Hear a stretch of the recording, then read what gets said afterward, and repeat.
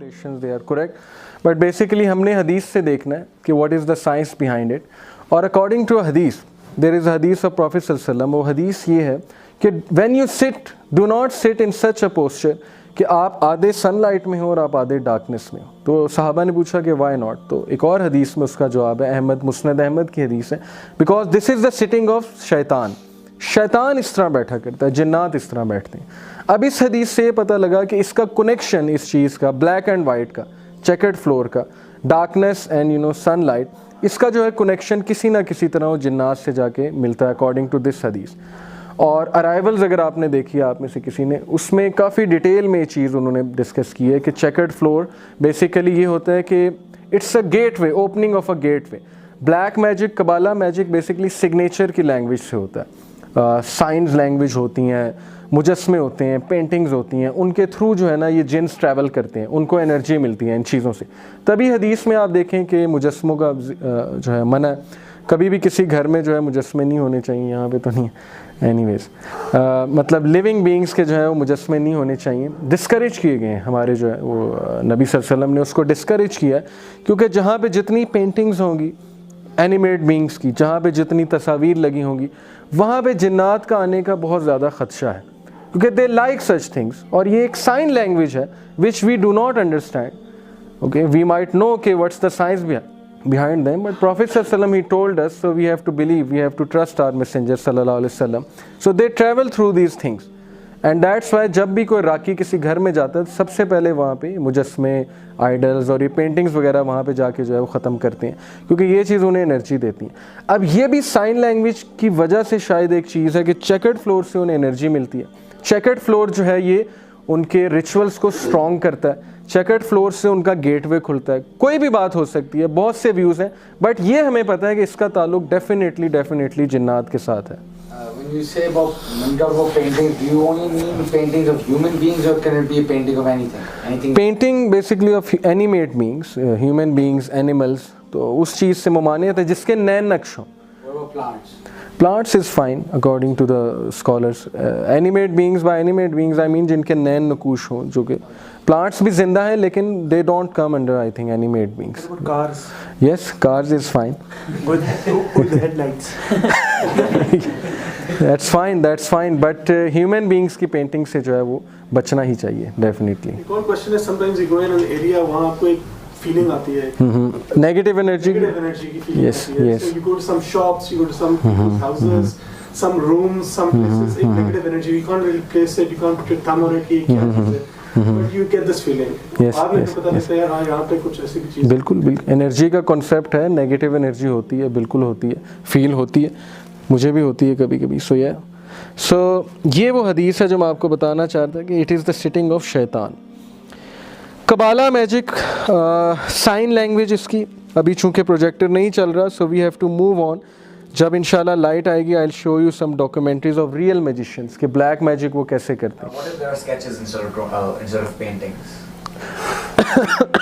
Sketches meaning? Sketches meaning that they're very detailed. Like paintings are still a form of abstract, you can say, because they're not very detailed. But sketches are like made out of pencil, or like they're very detailed. What about those? Sketches of animate beings, obviously they are haram. Yes, same thing. So inshallah I'll be showing you जब light आएगी. But you know this thing, ये एक चीज़ मैं discuss करूँगा आपसे. Hand of Fatima in some Arab countries, especially in Iran, in Yemen, ये hand of Fatima इसे कहा जाता है. और ये कबाला मैजिक में एक बहुत ही इम्पोर्टेंस है इस चीज़ की, इस साइन की, इस सिंबल की. ये कबाला मैजिक है. ये जो पिक्चर है ये यमन की पिक्चर है. ये ईरान में एक बंदे ने अपनी गाड़ी में हैंड ऑफ फातिमा इस तरह से करके लटकाया हुआ है और इसमें वन आई है as you can see.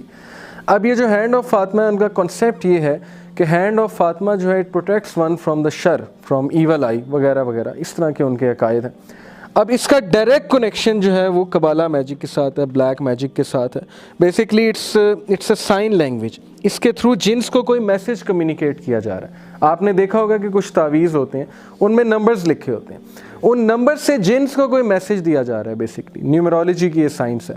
What is that science, वो वीडियो मैंने आपको दिखानी है इंशाल्लाह. सो लेट द लाइट कम इंशाल्लाह. सो लेट्स टॉक अबाउट शैतान. For example, that hand जो भी that is bad, right? Yes, yes. I mean, such things are considered bad. Absolutely, because they have a hidden meaning behind them. And Then we also mentioned taweez and all that, so that's as well. देखिए तावीज़ पे तो difference of opinion है हमारे scholars में. एक side जो है वो अलाउ करती है ऐसे तावीज़ को जिनमें आयात वगैरह लिखी हुई हैं, एक साइड बिल्कुल ही रिजेक्ट करती है आयात वाले तावीज़ को भी, और दूसरे तावीज़ को तो सारे ही रिजेक्ट करते हैं. उनको तो कोई भी नहीं मानता क्योंकि वो न्यूमरोलॉजी की साइंस सलफ़ में थी ही नहीं, उनको पता ही नहीं था. ये तो बाद की साइंस है, बाद में मुसलमानों ने स्टडी करना शुरू किया. वो चीज़ तो वैसे ही रिजेक्टेड है. जो आयात वाली चीज़ है वो भी बेहतर ये है कि उससे अवॉइड करना चाहिए, बिकॉज कुरान जो है वो बेसिकली पढ़ने के लिए आया था, अमल करने के लिए आया था, इन चीज़ों के लिए नहीं आया था कि हम जो है उसको गले में लटका के रख लें. तो वो चीज़ भी डिस्करेज की गई है. So let's talk about Shaitan and I am going to sit down because we have to recite some आयास. And since the projector is not working, so I am going to share these ayahs with you. Shaitan basically is a title given to an evil disbeliever, jinn, and it can be a human being as well. And human shaitan is more dangerous than the jinn shaitan because human जो है वो अशरफुल मखलूक़ात है, और इब्लीस जितना मर्जी अक्लमंद हो जाए इंसान से आगे नहीं निकल सकता. लेकिन चूंकि उसका एक्सपीरियंस इतना है, इब्लीस जो है कब से है, आदम अलैहिस्सलाम के दौर से. उसने वॉर्स देखी हैं, बैटल्स देखी हैं, उसने पॉलिटिक्स देखी है, उसने सिविलाइजेशंस बनती देखी हैं, सिविलाइजेशंस टूटती देखी हैं, रोमन सिविलाइजेशन बनती देखी है उसने जो है वो ग्रीक सिविलाइजेशन बनती देखी है, इस्लामिक सिविलाइजेशन बनती देखी है. ह्यूमन बींग्स की रग रग से वो वाकिफ़ है. So he must be a very experience person Iblis, और जिसका उसके साथ ताल्लुक़ होगा उसकी तो फिर वाह वाह हो जाएगी. अब बात यह है कि indeed Satan is an enemy to you, so take him as an enemy. ये कौन कह रहे हैं? ये the creator of human being Allah कह रहे हैं, अल्लाह की किताब है. He only invites his party to be among the companions of the blaze, which आया चैप्टर 35 वर्स नंबर 6. अभी अल्लाह की बात है. सो अल्लाह इज सेइंग कि take him as an enemy, don't take him as a friend. Surely Shaitan is to man a stringent enemy. ये है सूरह बनी इसराइल की, कि वो आपका बदतरीन दुश्मन है और आपका पीछा नहीं छोड़ेगा. ऐसे ऐसे तरीक़ों से आपके पास आएगा कि आप सोच भी नहीं सकते. अब जो नेक इंसान होता है, इब्न जौज़ी रहमहुल्लाह लिखते हैं तलबीस इब्लीस में कि शैतान will make you do 100 good deeds in order to make you do 1 bad deed. आपको शैतान पहले 100 अच्छे अमाल करवाएगा सिर्फ इसलिए एक बुरा डीड करवाने के लिए. यानी कि वो हर एक की नेचर से वाकिफ़ है. कुरान हाफिज़ को कैसे ट्रैप करना है he knows, because he has seen a lot of such people. एक ड्रंकार्ड को कैसे ट्रैप करना है, एक ड्रग एडिक्ट को कैसे ट्रैप करना है, एक नमाज़ पढ़ने वाले को कैसे ट्रैप करना है, एक अच्छे इंसान को कैसे ट्रैप करना है, हर इंसान का उससे पता है. दैट्स व्हाई अल्लाह सुब्हानहू व तआला ही इज़ वार्निंग अस कि शैतान जो है उसको सीरियस लेना चाहिए ना. ऐसे क्रिएचर को जो हमारे पीछे पड़ा हुआ है. लोग तो उसकी एग्जिस्टेंस के ही कायल नहीं है. बहुत से लोग हमारे जो ऑब्वियसली लिबरल क्लास है, उन्होंने तो इन चीज़ों का इनकार कर दिया बिकॉज साइंस डजंट से कि शैतान एग्जिस्ट. तो science doesn't say a lot of things. आप 1000 साल पहले जो है टाइम ट्रैवल करके जाओ और ये लैपटॉप दिखाओ जाके उन लोगों को, वो मानेंगे लैपटॉप एग्जिस्ट करता है. उस दौर में तो ये टेक्नोलॉजी नहीं है ना.